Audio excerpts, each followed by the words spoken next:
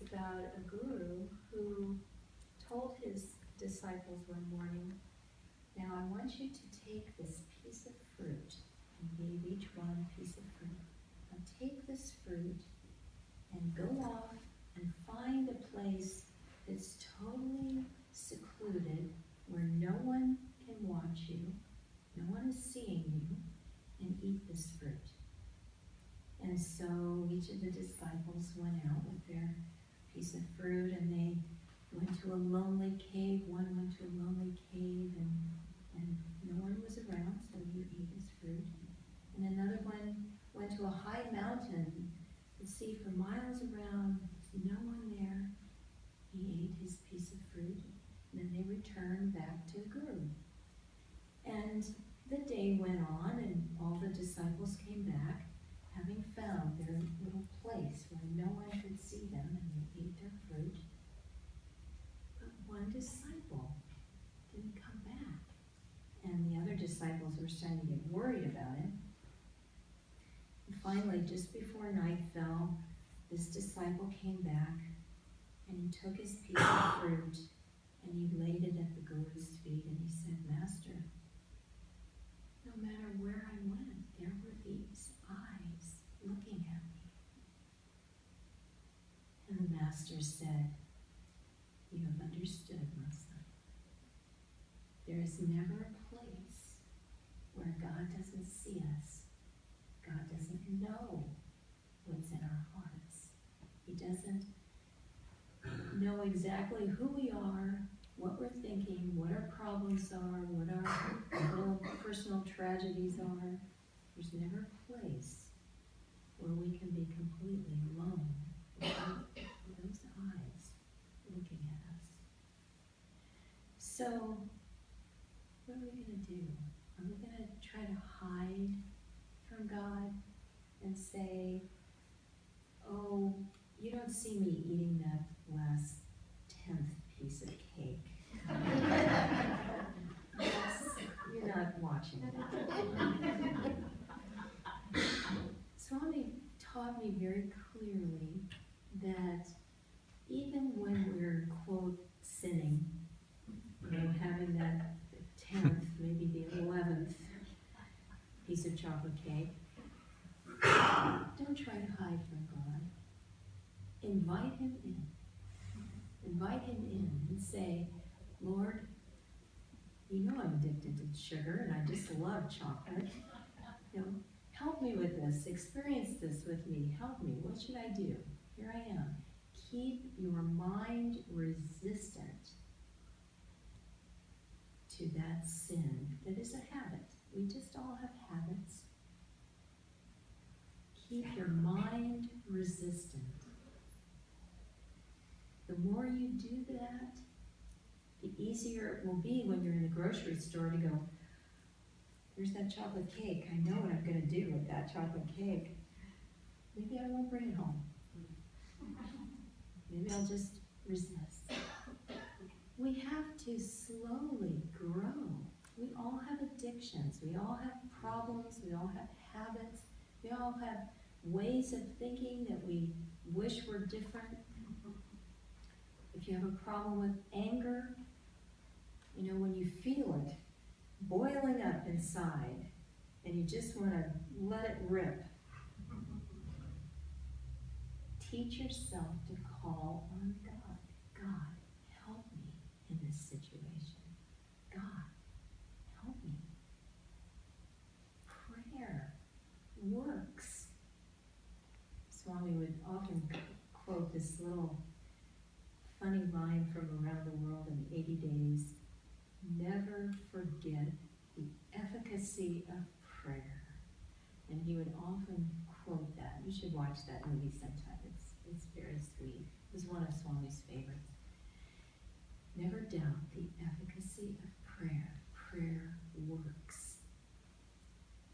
This is such a fabulous chapter. It requires an act of will to take that which we want to hide from God and instead take it out and lift it up. Offer offer it to God. You know, there's no thing that he doesn't see, that he doesn't already know. So why play the game of hiding anything? Give it to him.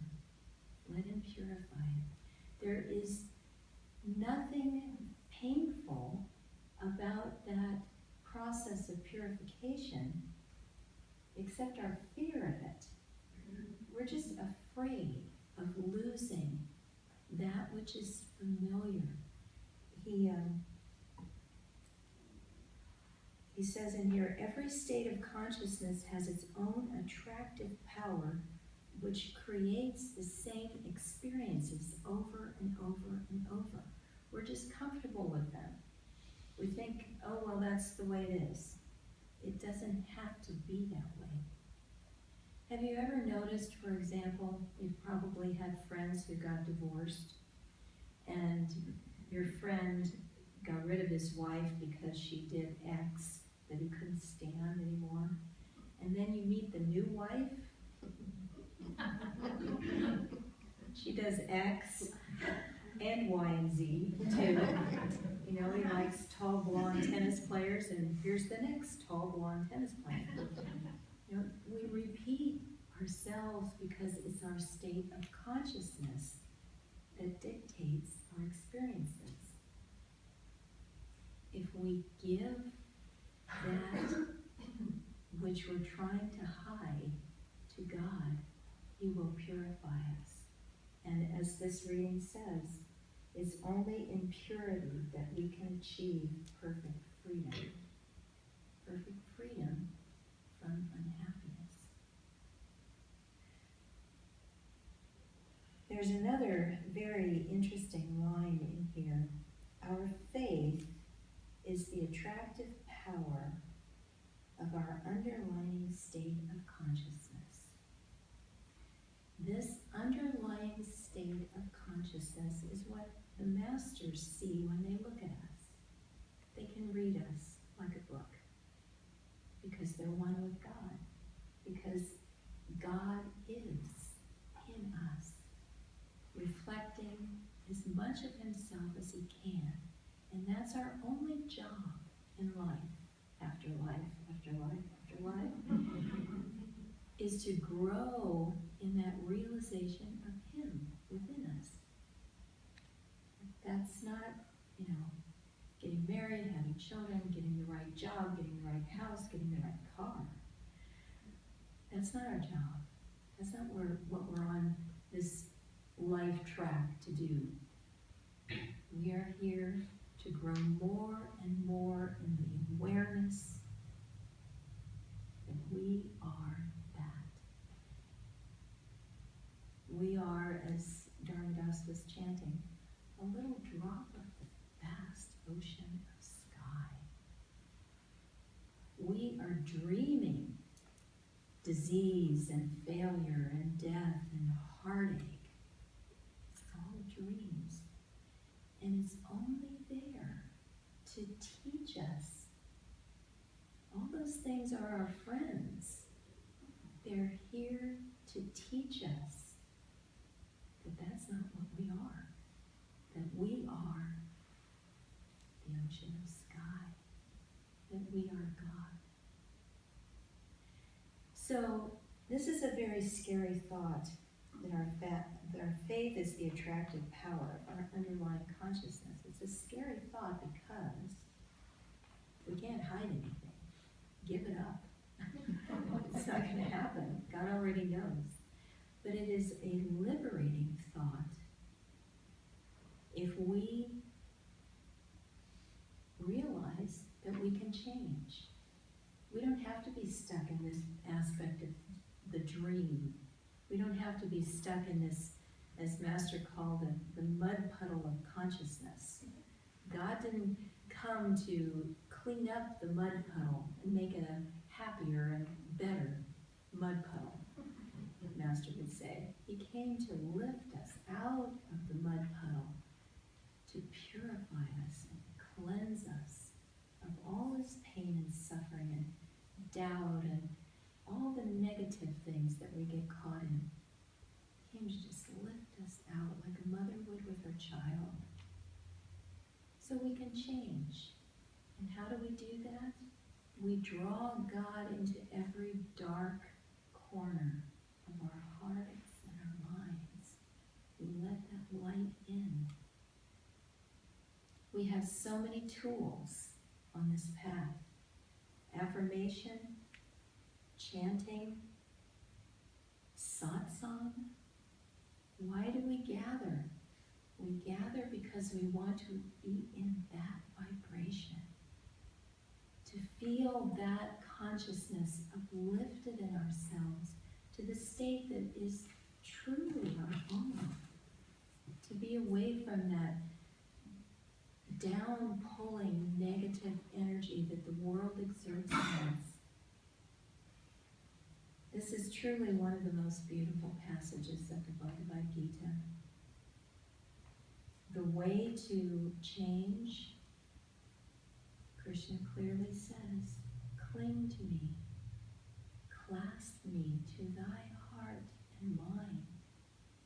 Fill your consciousness with thoughts of me, with thoughts of God. That's the most purifying thing you can do for your mind is put on a chanting tape in the car, or listen to Swami Ananda and ask me about truth, or any of those wonderful tools that we have.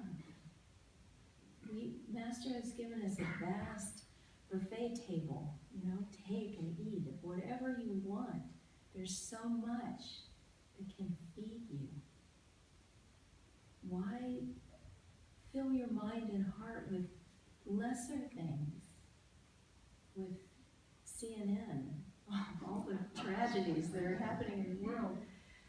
Lift your consciousness and you can help the world. You can do more for the world by meditating and loving God than anything else.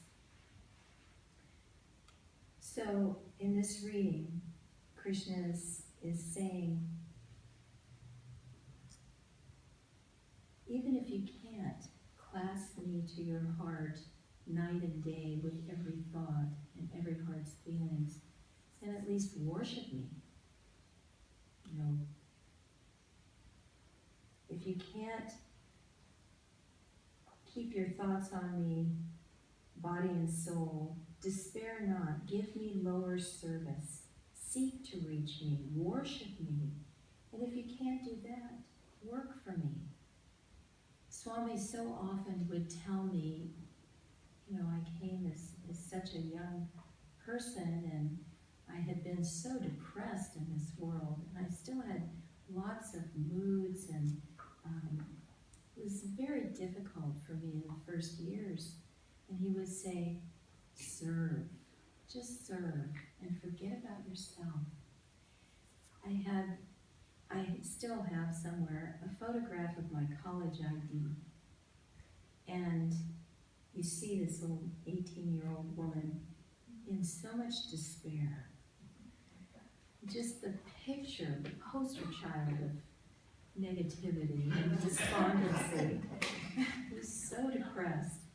And then just a couple years later, there's a photograph of me during my first 3 months at Ananda, and I had discovered service. I was serving, I came in August, and I was cooking the Christmas banquet, because I didn't know very many people yet at that time, and I just thought, well, let me just serve in the kitchen and be useful. And somebody took a picture of all of us serving in the kitchen. You could not tell it was the same person. There was so much joy.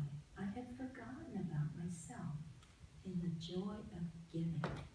And so that service is the way to change your consciousness, to change your circumstances, to change your reality. Give of yourself. If you can't keep your mind always on God, serve Him.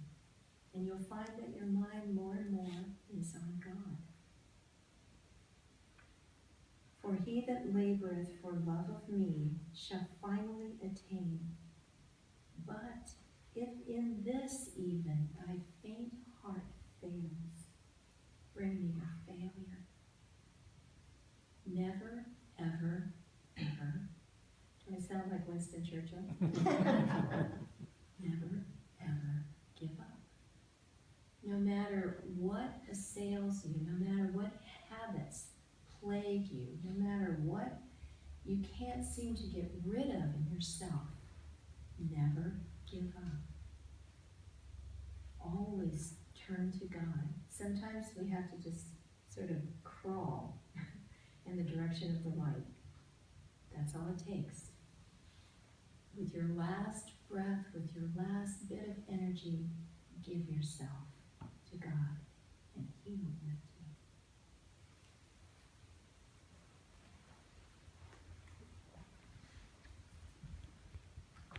I want to re-emphasize something Nirmala said about the process of purification, because it's important and it bears repeating.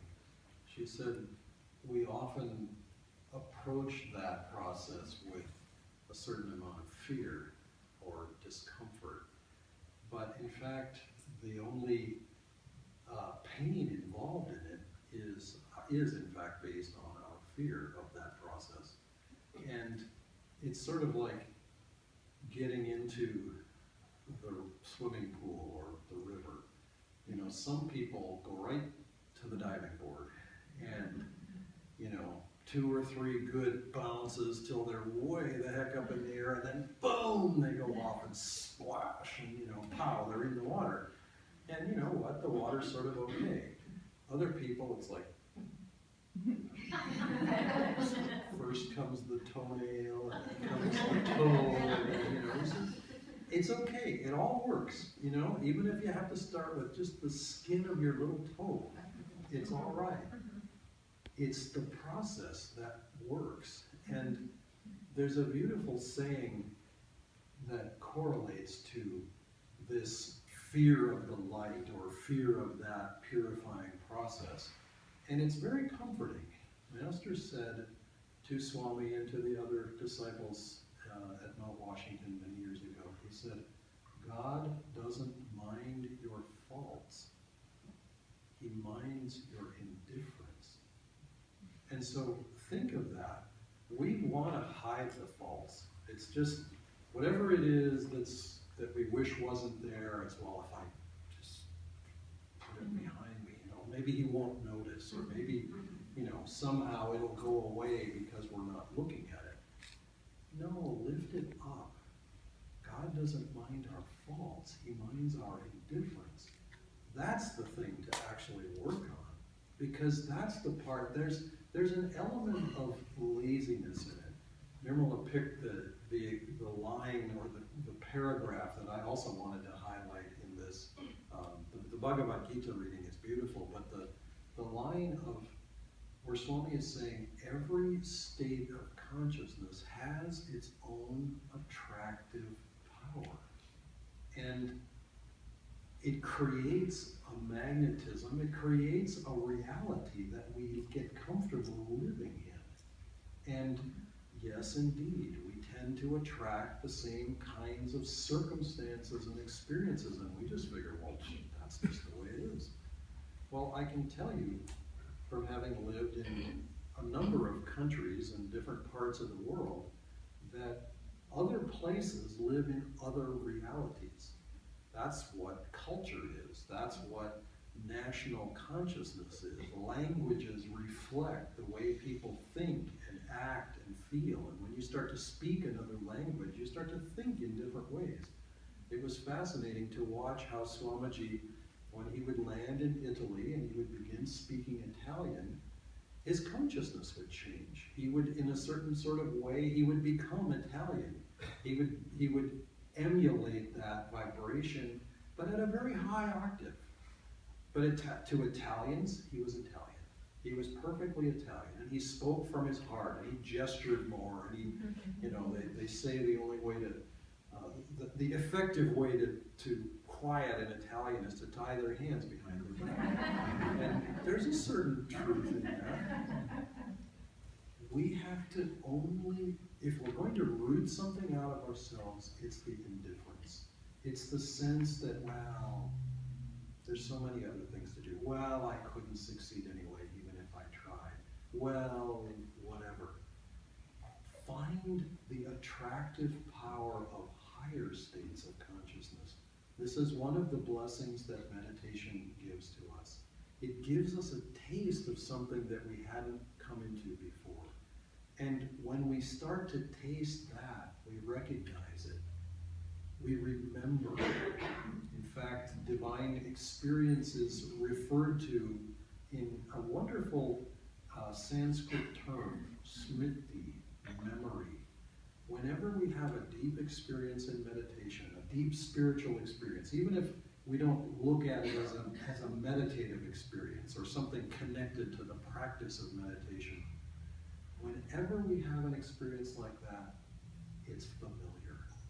We always feel, oh, I remember now. And I'm thinking back on years on the path, the first time these experiences would come to me, and I would come back to that place of peace or harmony or joy or whatever it might have been. It would be like, oh, that's familiar. That's how it's supposed to be. And all the dramas and all the dreams and all the delusions and all the commotion that we create around ourselves, we start to recognize it for that, for the fact that, okay, it's just the dream, it's just the drama. If you ever want a challenge in your life, I don't know how you would exactly create this experience, but since it happened to us the other day, it's sort of worth noting. Have your luggage lost by the airline when you're coming back from somewhere. You know, it's sort of like you get a snapshot view of, okay, so where am I? Where are my attachments? What was in that suitcase after all? How important was it? How important is it? Or will it be? Because often in life, we find that at any given moment, the drama is still in process, and we don't necessarily know how the movie's going to turn out. You know, in Hollywood, in the Hollywood world, the ending is always wonderful, or often is. I shouldn't say always. You know, there's film noir, there's various brands of films, and some of them are tragic and they're disastrous and whatever. But it's a fairly common theme. In Bollywood in India, the couple are going to get together. No matter what terrible travail and suffering happens in between, and it may last till the last 5 seconds of the movie, but somehow they will get together. It's going to happen. Well, in our own lives, Divine Mother's a very good scriptwriter. She knows how to keep us at the edge of our seats. She knows how to put the hero or the heroine through their paces of not knowing how is it going to turn out. How am I going to get there from here? How is this thing ever going to work out? And while we're in that process and the uncertainty of it, it's very easy to think, oh my God, not this time. It's never going to work out. There is no way. And somehow, every time something gets taken away from us, what do we realize? We can realize lots and lots of things. Immediately, we may just simply feel the pain of, oh my God, I don't have it now. I don't have the person or the thing or the whatever that I need or that I am attached to. Later on, what do we realize? We realize freedom. We realize that we're lighter, that we're freer, that we're more the vast blue ocean of sky, and less even the little drop of frozen sky. Yes, we are a drop of frozen sky, but even that isn't the essence. The frozen part of it is not our nature. Our nature is that freedom in the vastness of infinity. Not a frightening loss of identity, but an expanded identity beyond the little self, beyond all the little illusions and delusions that we may have cultivated around ourselves. I am the vast blue ocean of sky.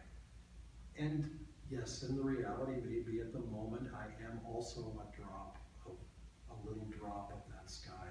But feel in your essence that even that little drop is never limited. If you were to, I mean, if you just sort of visualize, what would a frozen drop of sky look like? If you could hold it up, it would look an awful lot like the sky. There wouldn't be anything to differentiate it. If you were holding it up there, it would just be, you'd see sky all the way through. That's what our soul is. We are that same reality, and sooner or later, the other way Master would describe it is, he would say, our consciousness is the same as the ocean, but it's in a bottle. And we have to take the cork off and let the water mingle, so that the essence of our nature mingles with the ocean of infinity. That's the only difference between a master and ourselves, is that they've gone through that process. We have the same identity, the same basic nature, we just don't know it yet. Because we've gotten caught in the attractive power of a certain level of consciousness, but not forever. Sooner or later, we will tire of that level of reality, and let's experience another. And let's don't go down on the scale. Yes, we can, if we choose to. It's really not much fun. We've kind of all done that before. We've done the chocolate cake thing. We don't have to. Now let's move up the scale to greater and greater light and joy and freedom in God. That is our true nature, and that is the promise that waits for